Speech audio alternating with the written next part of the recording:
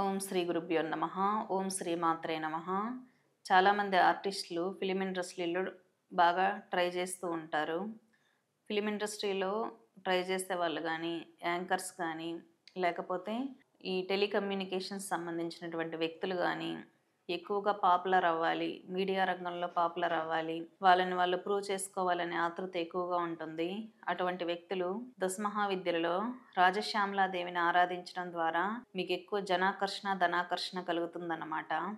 లక్ష్మీ తంత్రంలో ఏమని చెప్పబడి ఉందంటే, లక్ష్మీదేవి మాతంగేశ్వరిగా తాంత్రిక స్వరూపంలో వెలిసినట్లు అమ్మవారు చెప్పబడి ఉంది. కాబట్టి ఎవరైనా ఆర్టిస్టులు మంచిగా వారి వారి రంగంలో ముందుకెళ్ళాలి అనుకున్నప్పుడు రాజమాతంగిని కానీ, రాజశ్యామల, లఘుశ్యామ ఇటువంటి దేవతల్ని ఉపాసించడం ద్వారా మీరు ఖచ్చితంగా టెలికాం రంగంలో కానీ, మీడియా రంగంలో కానీ పాపులర్ అవ్వడం జరుగుతుంది. అదేవిధంగా మ్యూజిక్ నేర్చుకునే వాళ్ళు, మ్యూజిక్ ప్లే చేసేవాళ్ళు, సింగర్స్, డాన్సర్స్ కూడా బాగా పాపులర్ అవ్వాలి అనుకున్నప్పుడు రాజశ్యామలాదేవిని ఆరాధించడం ద్వారా మీరు ఖచ్చితంగా పాపులర్ అవుతారు. స్వస్తి.